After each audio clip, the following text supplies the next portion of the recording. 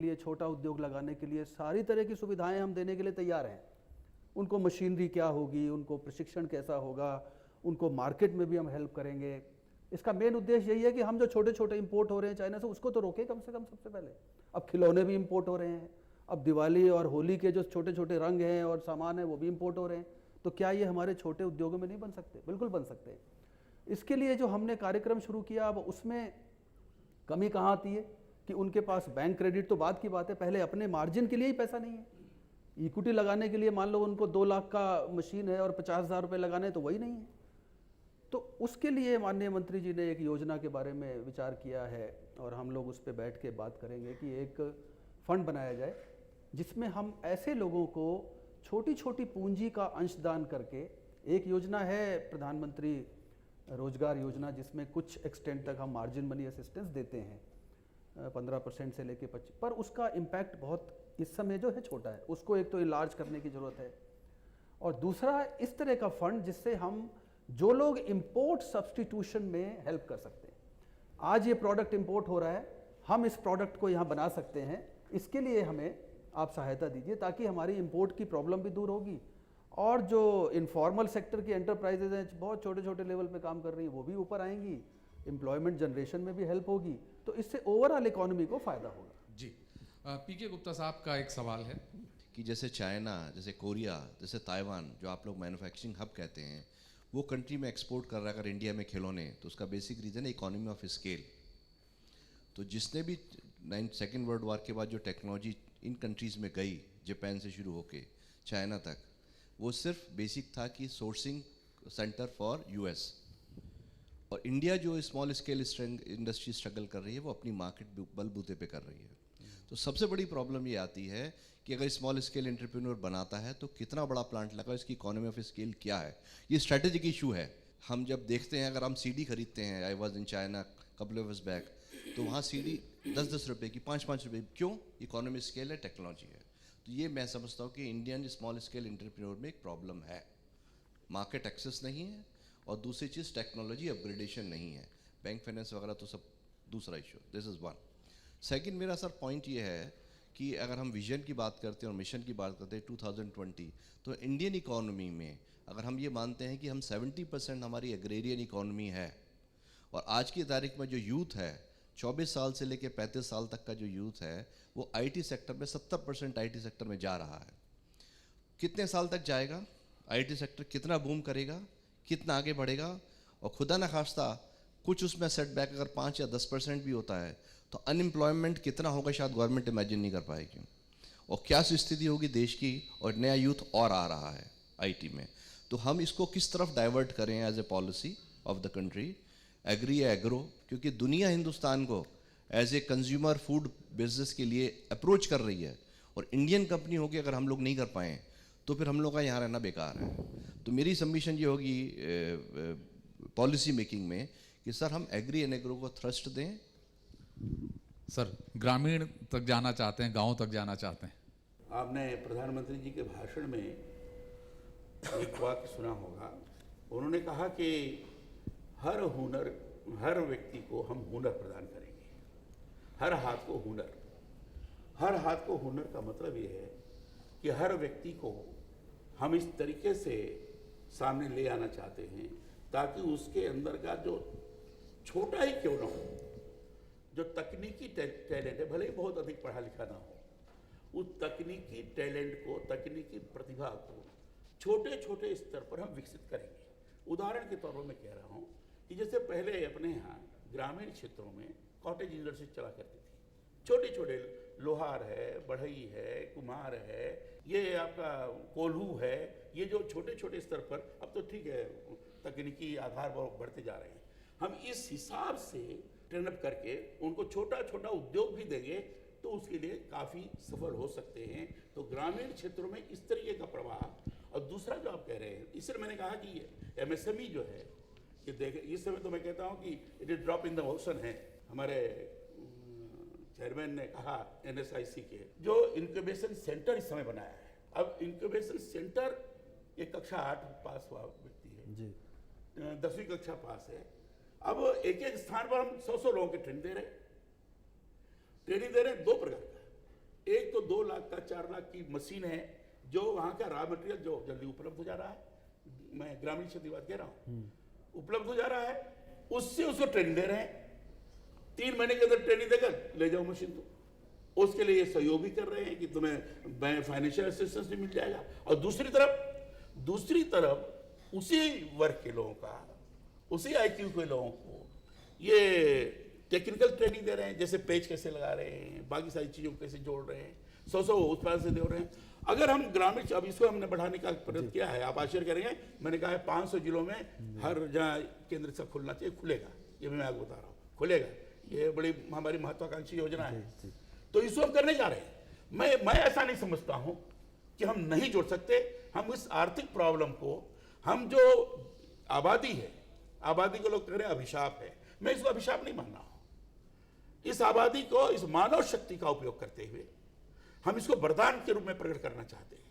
और ये जिस तरीके से हमारे प्रधानमंत्री जी का विजन है और जिस दिशा में हम चल पड़े, केवल विजन ही नहीं, चल पड़े, उस दिशा में इस प्रकार का महत्वाकांक्षी योजना रखते हुए हम पूरे देश भर में सुदूर रिमोट एरिया जो है ग्रामीण क्षेत्रों में, वहाँ की क्या परिस्थिति है औद्योगिक दृष्टि से, छोटे छोटे उद्योगों के हिसाब से, वहाँ रॉ मटेरियल कैसे आ सकते हैं, वहाँ का जलवायु की कैसी स्थिति है, भौगोलिक और जैविकीय भी आप कह सकते हैं कैसी स्थिति है, उसके आधार पर हम रॉ मटेरियल भी उपलब्ध करते हुए छोटे छोटे उद्योगों के माध्यम से बेरोजगारी से लेकर स्वरोजगारी तक ले जाने की हमारी व्यवस्था है। हमने नारा दिया है बेरोजगार से स्वरोजगार तक की हमारी यात्रा चलेगी। और जब इतने व्यापक स्तर पर इंक्यूबेशन सेंटर डेवलप होंगे तो ये चीज होगा। दूसरा आपने IT का पूछा, हमारे यहाँ स्किल डेवलपमेंट का भी है, हमारे MSME में भी है और भी कई डिपार्टमेंट में मैंने देखा ये स्किल डेवलपमेंट का है। स्किल डेवलपमेंट केवल छोटे IQ के लोगों का ही नहीं है, तो हम जो टेक्नोलॉजी की दृष्टि से काफ़ी पढ़े हैं, इंजीनियरिंग पढ़े लिखे हैं, ऐसे लोगों का भी स्किल डेवलपमेंट। अब उसमें है क्या, अब MSME को हम एक ऐसा प्लेटफॉर्म बनाना चाहते हैं कि जो divergence of knowledge, MSME platform बढ़ेगा, विभिन्न प्रकार के सूक्ष्म से सूक्ष्म जानकारी लेने वाले, उदाहरण के तौर पर जैसे Indian institute of sciences Bangalore में है, वो बहुत ऐसी वैज्ञानिक दृष्टि से क्या रिसर्चेस कर रहे हैं आपको जानकारी है, बताने की आवश्यकता नहीं है। इसका सेंटर MSME प्लेटफॉर्म बनने जा रहा है। जो हाई टेक्नोलॉजी के लोग हैं, हाई जानकारी करने वाले, उनके लिए भी है। तो प्लेटफॉर्म की कमी होगी, नौजवानों को कोई कमी होगी IT वालों के लिए, ऐसा मैं नहीं समझता हूँ। आप ग्रामीण क्षेत्रों क्या समझते हैं, वहाँ IT की जरूरत नहीं है। हमने एक निस्बत के माध्यम से हमने तय किया है, हमने वर्चुअल क्लस्टर की बात की है। वर्चुअल क्लस्टर में पूरा इंफॉर्मेशन टोटल आपको मिलेगा, तो उस दिशा में हम प्रयासरत हैं। और हमें पूरा विश्वास है विजन 2020 भारत के लिए अभूतपूर्व होगा। एक सवाल अब डायस से आ रहा है कलराज जी के पास, ग्राफिक्स एड्स के CMD पूछना चाहते हैं। मुकेश जी, आपका सवाल। एक खादी के लिए मेरा विशेष प्रश्न था। खादी के साथ मैं देखता हूँ बहुत ही सौतेला व्यवहार हुआ है स्वतंत्रता के बाद से अब तक।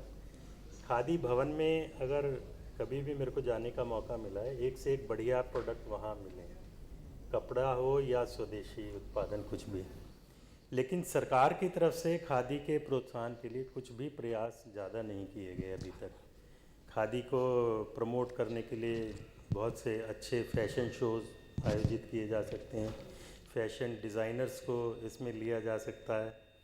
अब आप देखेंगे कि खादी की जगह लिनन ले रहा है, जबकि प्रोडक्ट वाइज अगर देखेंगे तो खादी में और लिनन में कोई बहुत ज़्यादा फ़र्क नहीं है। सिर्फ फ़र्क है तो लिनन मिलेगा 10 गुना रेट पर, खादी मिलेगी ठीक ठाक रेट पर जो हर कोई अफोर्ड भी कर सकता है। और खादी का अगर प्रमोशन बहुत अच्छे लेवल पर हो वर्ल्ड ओवर, तो उससे मेरे को लगता है कि बहुत बड़ी विदेशी मुद्रा भी मिलेगी और साथ में स्वदेशी का प्रोत्साहन होगा, स्वदेशी लोगों। मुकेश जी ने बात सही कही है कि इस समय खादी को कंपटीशन में जाने की जरूरत है, इसलिए हम खादी को रिस्ट्रक्चर करने की हम बात सोच रहे हैं। और उसको ये जो आपने बात बताई ये सारे हम लोगों के मन मस्तिष्क में है। अब हम अगर फैशन डिज़ाइनिंग का है, उससे कंपटीशन में हम ले जाएं, मार्केट में हम ले जाएं, उसके प्रति ज़्यादा जागरूकता पैदा करें, हर विभाग में आप सबों से भी आग्रह करें, चलो खादी खरीदो, अरे बाकी जहाँ से भी कपड़े खरीदते हैं एक वहाँ से भी खरीद लो। माने इस तरीके से एक जागरूकता का भी, दूसरा क्वालिटेटिव उसका ठीक से प्रोडक्शन हो सके इसके लिए भी, और स्पर्धा के लिए भी, कंपटीशन के लिए भी। जहाँ जहाँ जो फेयर लगते हैं, एग्जीबिशंस लगते हैं, उन एग्जीबिशंस में 2 दिन खादी के लिए, 3 दिन खादी के लिए, फिर फैशन डिजाइनिंग का होता है तो खादी में बहुत अच्छा निर्माण कर सकते हैं, फैशन डिजाइनिंग के लिए भी। जी कलराज जी, एक सवाल और है, इस बार सवाल विश्वामित्र परिवार की तरफ से है, आपके साथी हैं मनोज जी, आपका सवाल। इस बार जैसे कि प्रधानमंत्री साहब ने अपने अभिभाषण में एक बात कही ऑर्गेनिक्स फूड की, तो ऑर्गेनिक्स फूड के तरफ में कंज्यूमर भी बहुत सारे अभी जा रहे हैं और बहुत लोग पैसा खर्च करने को तैयार भी हैं, तो सरकार इसमें आगे किस तरह से मतलब बढ़ रही है? प्रधानमंत्री ने अपने भाषण में केवल नहीं कहा है, प्रधानमंत्री ने अपने भाषण में ये भी कहा है कि जो हम बोल रहे हैं ये हमारा कमिटमेंट है,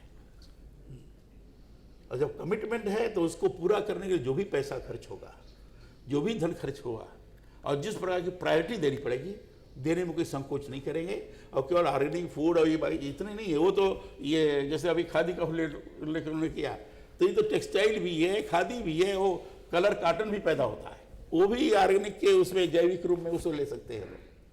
तो इसको अधिकाधिक हम दे सकें, ये प्रधानमंत्री जी की तरफ से है, तो इसके लिए जो भी प्राथमिकता हो सकती है पूरा करने में कोई संकोच नहीं होगा, क्योंकि हमने इसको कमिटमेंट के रूप में माना है। जी, जहाँ तक मुझे याद है अरुणाचल प्रदेश को उन्होंने कहा, क्योंकि अरुणाचल प्रदेश नंबर 1 हो गया, सिक्किम और अरुणाचल। और एक सवाल इधर से आ रहा है।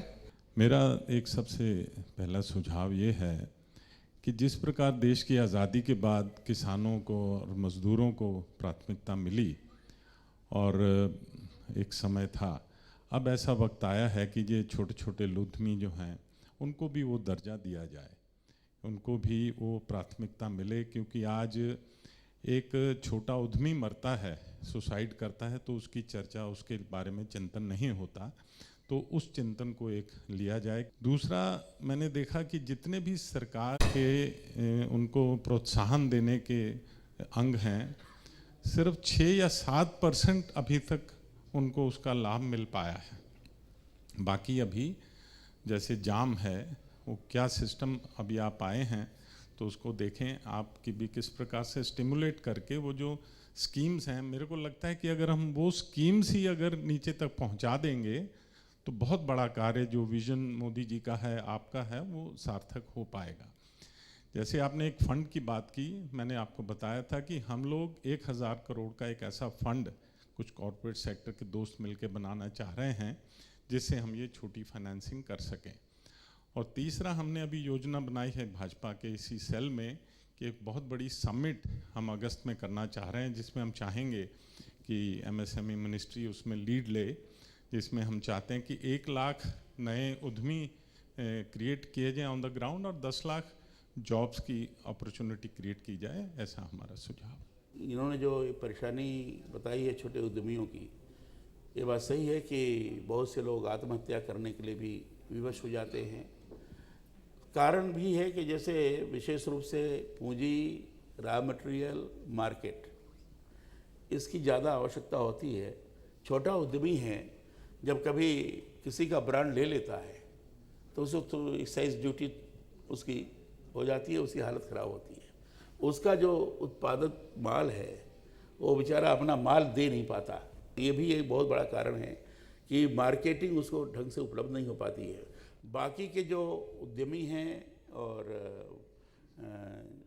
जो बड़े लोगों से 2006 में जो कानून बना और उसमें था कि स्मॉल स्केल इंडस्ट्री से वो प्रोक्योर करेंगे, कम से कम 20% प्रोक्योर करेंगे, लेकिन अब पेमेंट 3 महीने के अंदर कर देंगे, तो उनका पेमेंट भी नहीं हो पाता। अब वो कानून तो बना है लेकिन उस उद्यमी को प्राप्त नहीं हो पाता। तो ये दिक्कतें हैं, ये कठिनाइयाँ हैं।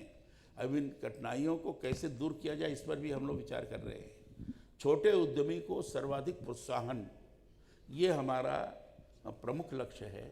उसको प्रोत्साहित करने के लिए क्या क्या सारी चीज़ें हो सकती हैं, और साथ ही साथ जो स्किल्ड या अनस्किल्ड जो लेबर्स हैं, क्योंकि आज स्मॉल स्केल इंडस्ट्री को भी ये लेबर्स की प्रॉब्लम बहुत परेशान कर रही है, अब विशेष से स्किल्ड लेबर की प्रॉब्लम बहुत परेशान कर रही है।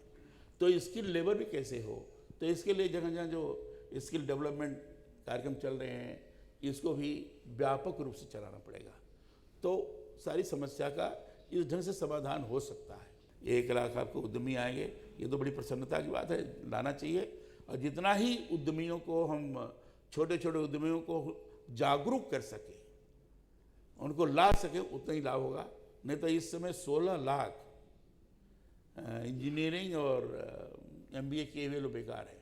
अब ऐसे लोगों को भी तो इनकरेज किया जा सकता है। जी, एक सवाल इधर से है, सकरनी प्लास्टर से हैं अशोक गुप्ता जी। मैं कुमार साहब की बात से बिल्कुल सहमत हूँ। इसके अलावा मैं प्लास्टो पेरिस इंडस्ट्री से बिलोंग करता हूँ, बीकानेर से। हमारी इंडस्ट्री में क्या है कि बीकानेर एक ऐसा बेल्ट है जहाँ पर इसका रॉ मटेरियल मिलता है, और करीब वहाँ पे 500 to 600 स्मॉल स्केल इंडस्ट्री है, और गवर्नमेंट की पॉलिसी की वजह से इंडस्ट्री वहाँ लग गई है, लेकिन उनको रॉ मटेरियल नहीं मिल पा रहा है, क्योंकि रॉ मटेरियल जो है राजस्थान RSM देता है और वो पूरी तरह से प्रोवाइड नहीं करा पा रहा है। और आज हालत ये हो गई है, कम से कम 500 इंडस्ट्री जो है ऑलमोस्ट वो बंद की पोजीशन पे आ गई है। दूसरा क्या है कि हमारा जो सीमेंट इंडस्ट्री है, सीमेंट इंडस्ट्री के अंदर जिप्सम का एक मटेरियल यूज होता है इसको बनाने के लिए, लेकिन पोजीशन ये है कि जिप्सम प्रोवाइड ना होने की वजह से आज जिप्सम इंपोर्ट करना पड़ता है सीमेंट इंडस्ट्री को। तो अगर मान लिया हम एक ऐसी पॉलिसी डिजाइन कर ले कि जिसकी वजह से उनको जाना ना पड़े, इंपोर्ट करने की पोजीशन पे ना आना पड़े। आपने जो रॉ मटेरियल की बात की है, वो एक बहुत बड़ा फैक्टर है चाइनीज़ और इंडियन प्रोडक्ट्स में कॉम्पिटिटिवनेस बिल्ड करने का, क्योंकि वहाँ इनपुट कॉस्ट थोड़ी कम है, जैसा कि हमारे सर्वे में और हमारी फीडबैक से पता लगा है। हमने इसके लिए MSME मंत्रालय ने भी अब उसको और टेकअप करने का शुरू किया है। हमने इसके लिए एक रॉ मटेरियल डिस्ट्रीब्यूशन स्कीम बनाई है, और उसका उद्देश्य यही है कि जहाँ जहाँ रॉ मटेरियल अवेलेबिलिटी में प्रॉब्लम्स हैं, एक तो छोटी मात्रा में मिलता नहीं है, दूसरा उसकी प्राइसिंग में डिफरेंस है, महंगा है, या छोटे उद्योग लगाने वाले को उसका बेनिफिट नहीं मिल पाता है, तो हम जहाँ पे 5-6 कंज्यूमर हैं, हमारी कोशिश है कि मिनिमम 5 कंज्यूमर होने चाहिए उस रॉ मटेरियल के, तो हम NSIC के माध्यम से और वहाँ की जो लोकल एसोसिएशन है उसके माध्यम से हम रॉ मटेरियल डिस्ट्रीब्यूशन का काम करेंगे और कर रहे हैं। इसको बढ़ाने की आवश्यकता है, बढ़ाएंगे। अब इसमें ये जो प्रोडक्ट आपने बताए वो शामिल नहीं है।